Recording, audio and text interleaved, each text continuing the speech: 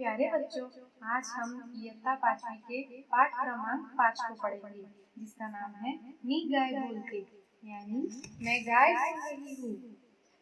मुलांनो, तुम्ही मला ओळखता का? मी आहे गाय. तुम्हाला दूध देते, दूध पीऊन तुम्हाला शक्ति मिलते। प्यारे बच्चों, तुमने मुझे पहचाना? मैं हूँ गाय, तुम्हें दूध देती हूँ, दूध से आप लोगों को ताकत मिलती है। प्यारे बच्चों, गाय हमसे बात करके हमें अपनी अहमियत का एहसास दिला रही है। दुधाची मलाई तुम्ही कधी खाल्ली आहे का? गोड गोड मिठाई मलाई पासूनच बनवतात। आगे गाय हमसे कह रही है कि आप लोगों ने कभी मलाई खाई है क्या? और साथ ही आप लोग जो मिठाई बड़े शौक से खाते हो ना, वो भी इसी मलाई से बनाई जाती है।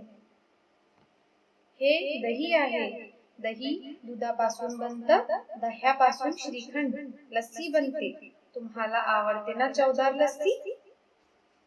गाय हमसे बात करते हुए आगे बता रही है कि ये दही है, दही दूध ही से बनता है। इस दही के जरिए से श्रीखंड बनाया जाता है, लस्सी बनाई जाती है। आप लोगों को पसंद है ना लस्सी? हे आहे ताक, सर्वांनाच आवडतं। दुधापासून दही आणि दह्यापासून ताक बनतं। गाय बता रही है कि ये ताक है, जिसे हम आम जबान में छाछ भी कहते हैं। ये सभी को पसंद होता है। दूध से दही और दही से छाछ बनाया जाता है। ताकापासून लोणी व लोण्यापासून तूप मिळतं। हे आहे तूप, भातावर तूप, चपातीवर तूप किती छान लागतं खायला। ताक के जरिए लोनी हासिल होती है और इसी लोनी से घी हासिल किया जाता है। चावल और चपाती पर घी लगाकर खाना बड़ा ही मजेदार होता है। पनीर कोणाकोणाला आवडतं? आपण पनीरापासून बनवलेली भाजी खातो। हे पनीर दुधापासूनच बनतं बरं का। रसगुल्ला, रसमलाई तर सर्वांनाच आवडते।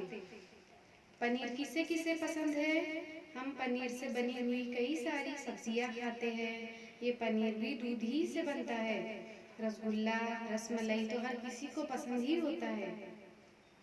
चीज, लोणी पावाला लावून खातात, सँडविचवर चीज किसून टाकतात। ते चीज, लोणी दुधापासूनच बनवतात बरं का।